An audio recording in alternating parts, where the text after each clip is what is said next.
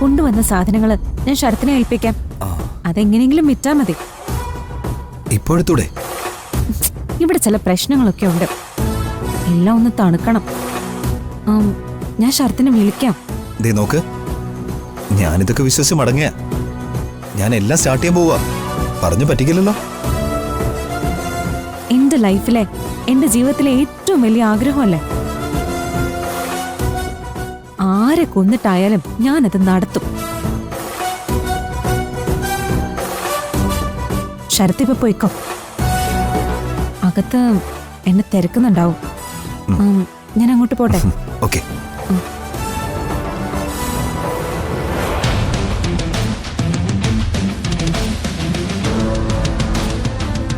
ഇനി സജിത്തിനൊന്ന് വിളിക്കാം. സൈത്തെ, നമ്മുടെ പ്ലാനുകളൊക്കെ വർക്കൗട്ട് ആവും. പ്രിയങ്കയുടെ കയ്യിൽ ആവശ്യത്തിന് പണമുണ്ട്. സ്വന്തം പ്രൊഡക്ഷൻ കമ്പനി എന്നൊക്കെ ആദ്യം അവള് പറയും. അതൊക്കെ നമുക്ക് പറഞ്ഞു ഒതുക്കാം. ആദ്യം നമ്മുടെ കാര്യം നടക്കട്ടെ. നീ മൂവ് ചെയ്തോ. പണം ഞാൻ കൊണ്ടുവന്നിരിക്കും.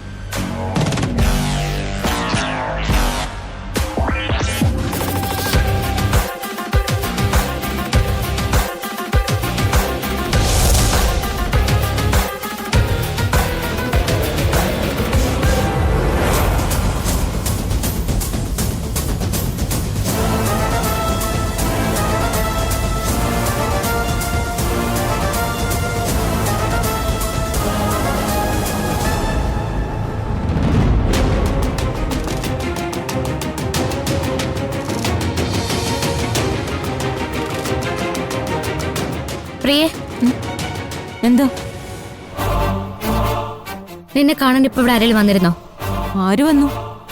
ഞാനിവിടെ മുറിയിൽ ഇരിക്കുവായിരുന്നില്ലേ. ദേ, നീ കള്ളം പറയണ്ട. ആ വന്ന ശരത്തല്ലേ?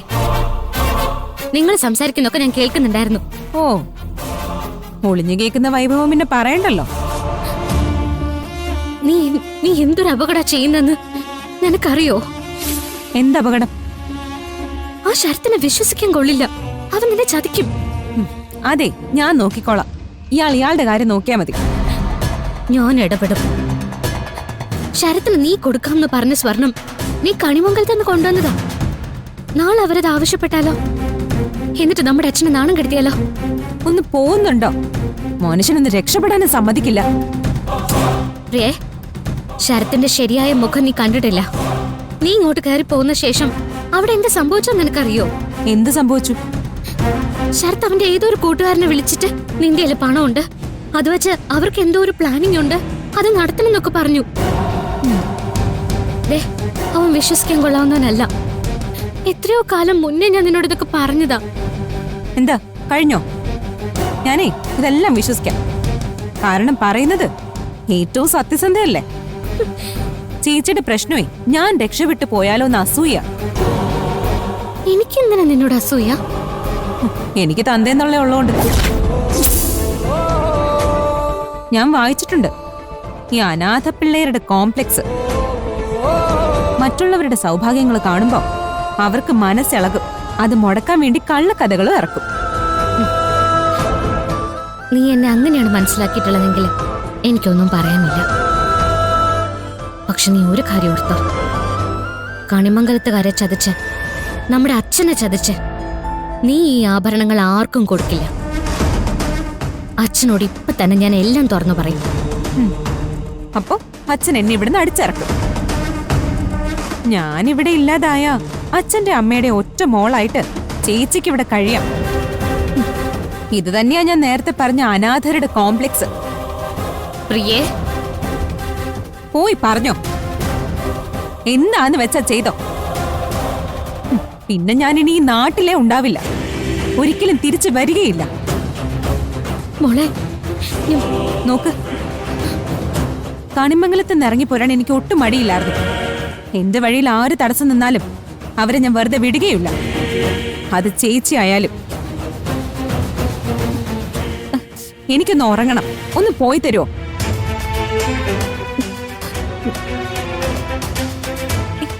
ഒന്ന് പോ.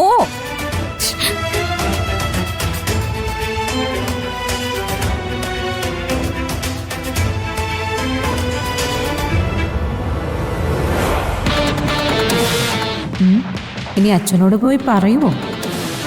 പറഞ്ഞ പിന്നെ അവളെ ഉണ്ടാവില്ല.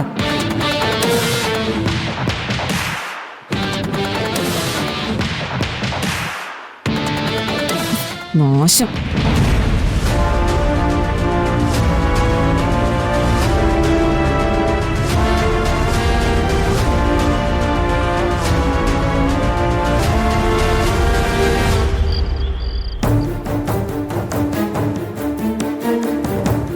അതിശയിക്കാനൊന്നുമില്ല.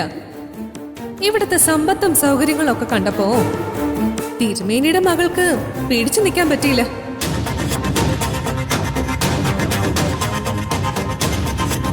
എല്ലാത്തിനും കാരണം തിരുമേനിയുടെ മകളാ.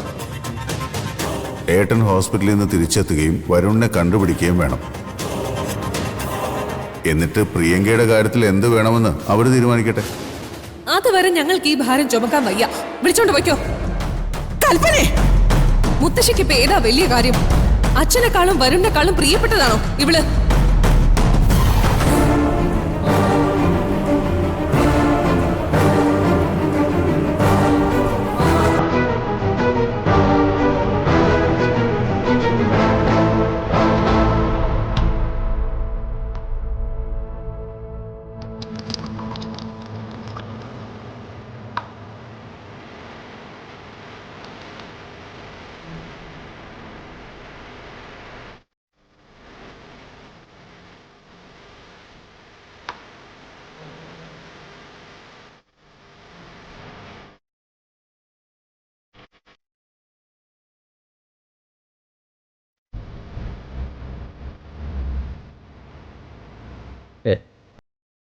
എണീക്കണ്ട, താൻ കിടന്നോളൂ.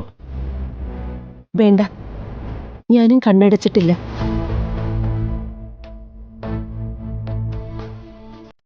ഇങ്ങനെ തളർന്നു പോയാലോ? കാര്യങ്ങളൊക്കെ എങ്ങനെയെങ്കിലും പരിഹരിച്ചല്ലേ പറ്റൂ. എങ്ങനെ പരിഹരിക്കണം? താൻ പറ. ചെയ്ത അപരാധങ്ങൾ മുഴുവൻ ക്ഷമിക്കണേന്ന് പറഞ്ഞ് അവിടെ ചെന്ന് എല്ലാവരുടെയും കാല് പിടിക്കണം. ചെയ്യാം. മകൾക്ക് വേണ്ടി ഏതറ്റം വരെയും താഴ്ന്നതിന് കുഴപ്പമില്ല. പക്ഷേ അവരത് അംഗീകരിക്കണ്ടേ യശോദേ?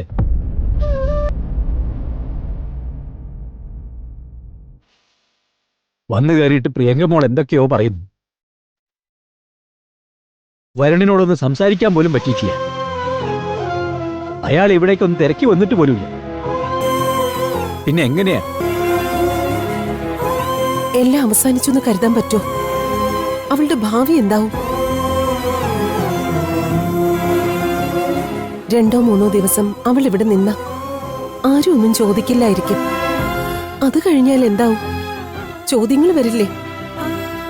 എന്താ ഭർത്താവുമായുള്ള പിണക്കമെന്നറിയാൻ ആളുകൾ നിർബന്ധം പിടിക്കില്ലേ?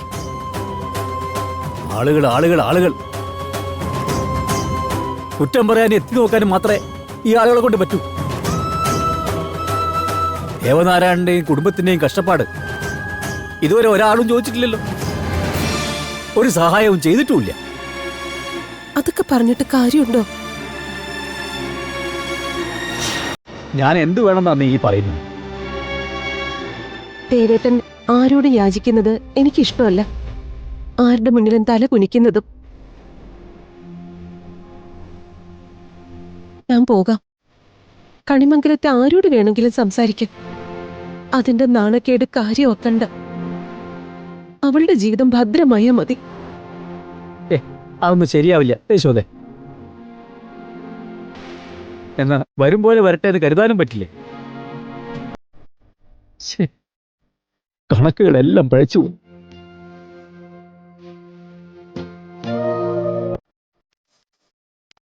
തോളറ്റം നിൽക്കുന്നവരുമായിട്ടേ ബന്ധം പാടുള്ളൂ എന്ന് പണ്ടുള്ളവർ പറഞ്ഞു വച്ചിട്ടുണ്ട്. നമ്മൾ ചിന്തിച്ചതും പ്രവർത്തിച്ചതും ഒക്കെ കയ്യെത്താത്തിടത്തായിപ്പോയി യശോദേ. വരുണിന്റെ അച്ഛൻ ഹോസ്പിറ്റലിൽ നിന്ന് മടങ്ങി വന്ന ഒന്ന് കാണാൻ പോണം നമുക്ക്. അക്കൂട്ടത്തില് ഈ കാര്യം അദ്ദേഹത്തെ കാണാൻ പോകുന്നത് ഒരു മര്യാദ. അതിനപ്പുറത്തേക്കൊന്നും പാടില്ല. സങ്കടങ്ങളുടെ കഷായം കുടിച്ച് നമുക്കാണല്ലോ ശീലം. വിഴുങ്ങ എന്തിനാ അങ്ങനെ ബാക്കി വച്ചിരിക്കുന്നൊരു വിഷമം മാത്രമേ ഉള്ളൂ. ഈ ജന്മം അങ്ങ് തീർന്നിരുന്നെങ്കിൽ അരുത്, അങ്ങനെയൊന്നും പറയരുത്. കഷ്ടപ്പാടിൽ നിന്നും ഇവിടം വരെ നടത്തിച്ചത് ഭഗവാനല്ലേ. നമ്മുടെ സങ്കടങ്ങൾ തിരിച്ചറിയാതിരിക്കില്ല. ഉം.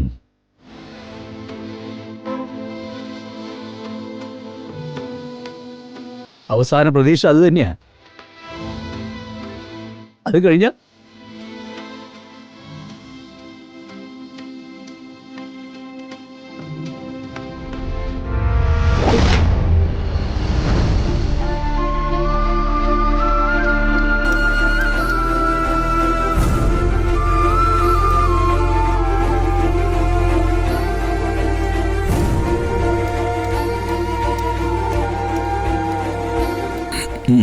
മതി.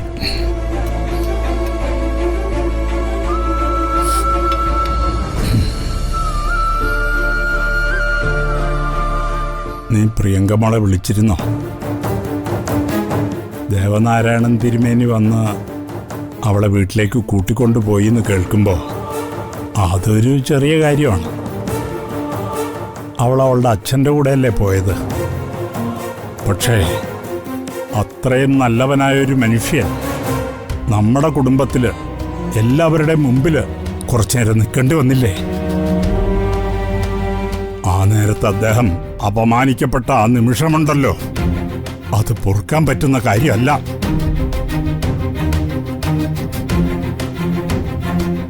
മോനെ, വിവാഹം കഴിഞ്ഞ ദിവസം മുതൽ എന്തോ ചില പ്രശ്നങ്ങൾ നിന്നെ അലട്ടുന്നുണ്ട്.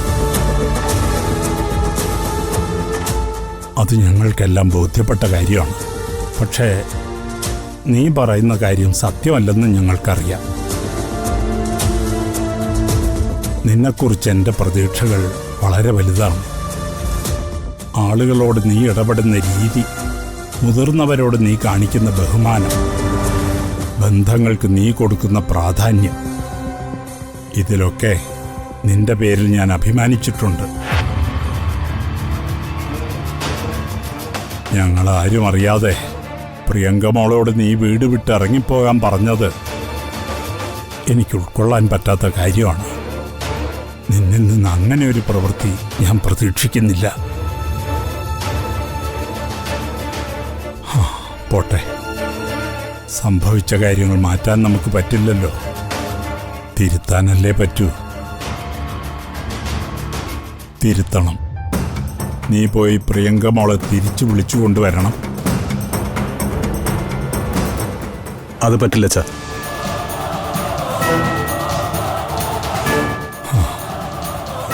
എങ്കിൽ പിന്നെ നീ എനിക്കിവിടെ കാവലിരിക്കണമെന്നില്ല. അസുഖം മാറി എനിക്ക് കണിമംഗലത്തേക്ക് തിരിച്ചു വരണമെന്നുമില്ല. ഞാനിവിടെ കിടന്ന് അവസാനിക്കുകയാണെങ്കിൽ അവസാനിച്ചോട്ടെ. എന്താ ഈ പറയുന്നേ? അതേ പത്മിനി, എൻ്റെ അന്തസ്സിനെക്കുറിച്ച് ഞാൻ എപ്പോഴും ബോധവാനായിരിക്കും. അതുപോലെ തന്നെയാ എനിക്ക് ചുറ്റുമുള്ളവരുടെ അന്തസ്സിന് ഞാൻ കൊടുക്കുന്ന പ്രാധാന്യവും. ആ കുടുംബത്തിൻ്റെ വേദന കാണാൻ എനിക്ക് കണ്ണില്ലെങ്കിൽ പിന്നെ ഞാനെന്തിനാ മനുഷ്യനാണെന്ന് പറഞ്ഞ് നടക്കുന്നത്? അങ്ങനെ ഒരു ശാപം വാങ്ങിവെക്കാൻ പറ്റില്ല എനിക്ക്. പ്രിയങ്കമോളെ നീ പോയി തിരിച്ചു വിളിച്ചു കൊണ്ടുവന്നേ പറ്റൂ. അല്ലെങ്കിൽ പിന്നെ നിന്റെ ഇഷ്ടം. വരുൺ, നീങ്ങി വന്നേ.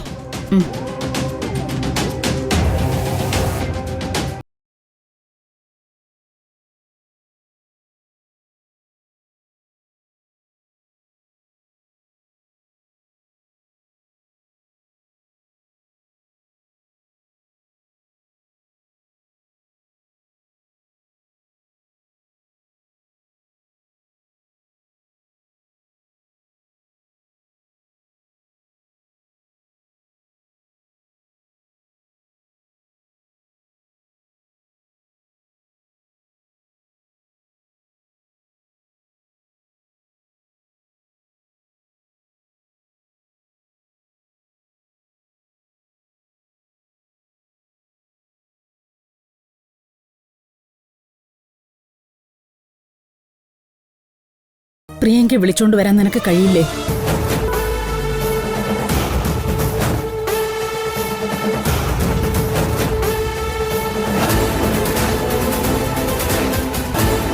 ശരി അമ്മേ, അച്ഛനെ വേദനിപ്പിക്കാൻ എനിക്കാവില്ല.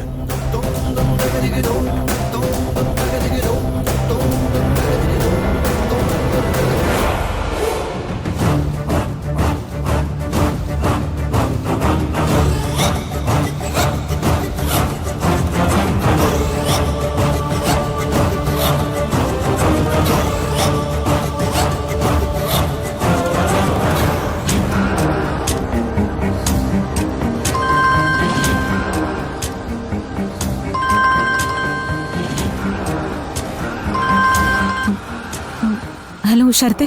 ആ പ്രിയങ്ക, ഇന്ന് ഈവനിങ് നമുക്ക് കുറച്ച് പണം ആവശ്യമുണ്ട്. എന്തിന്? പ്രൊഡക്ഷൻ കമ്പനിയുടെ പേര് ചേംബറിൽ രജിസ്റ്റർ ചെയ്യണം. മാത്രമല്ല ഡയറക്ടർക്കുള്ള അഡ്വാൻസും കൊടുക്കണം. ഇന്നോ? എല്ലാവരും നമ്മുടെ സൗകര്യത്തിന് കാത്തേക്കില്ല. താൻ പറ്റില്ലെങ്കിൽ പറ, ഞാൻ അവരൊക്കെ വിളിച്ചു പറയാം. വേണ്ട, ഞാന് ഇവിടുത്തെ അവസ്ഥയൊന്ന് നോക്കിയിട്ട് 5 മിനിറ്റിനുള്ളിൽ വിളിക്കാം. ശരി.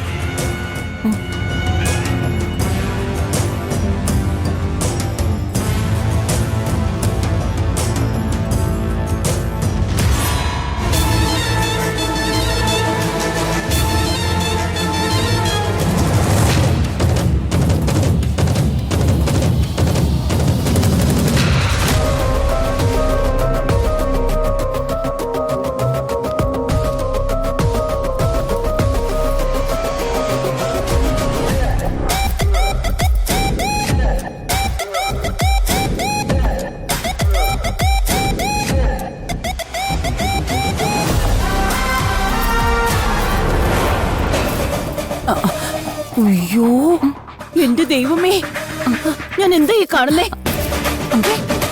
ഇതെവിടുന്നാ മോളെ? ഇതാ കണിമംഗലത്തുള്ളവര് എനിക്ക് തന്ന സ്വർണം. അയ്യോ,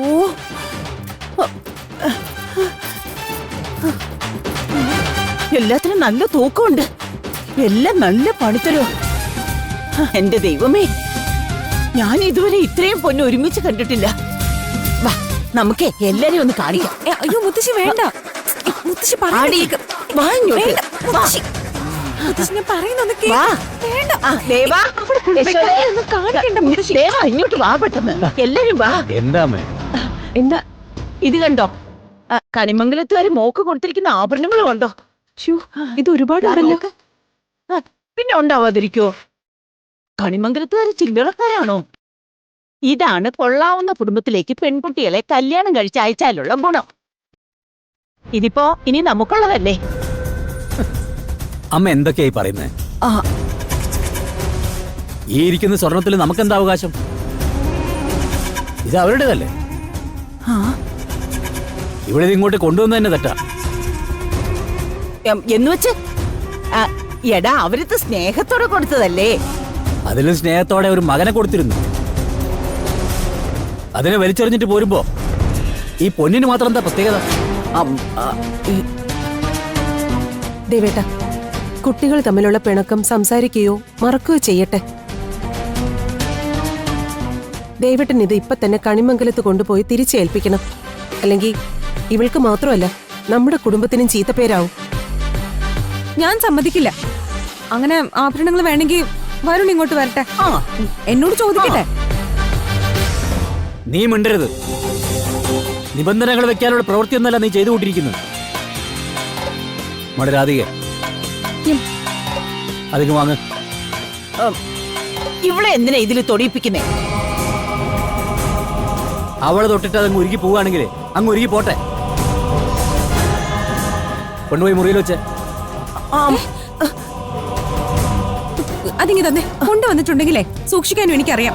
മുത്തശ്ശിക്ക് വല്ല കാര്യം ഉണ്ടായിരുന്നോ എല്ലാരും വിളിച്ച് കൂട്ടിഘോഷിക്കാൻ? മതിയാക്കടി. എല്ലാ കാലത്തും ഞങ്ങൾ ഒന്നും അറിയാത്തവരെ പോലെ നടന്നതാ. ഇനി അത് വേണ്ട.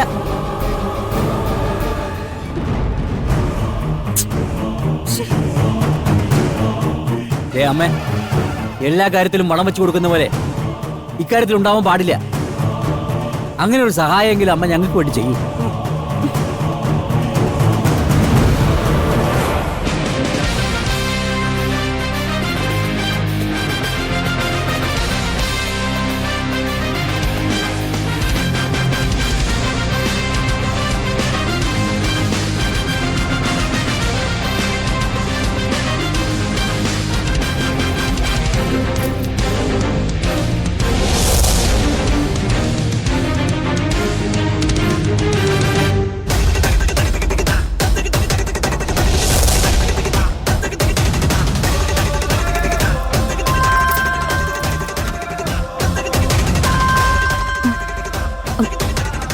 ശരത്തെ ഞാനിപ്പോ വരാം. ശരി ശരി ആ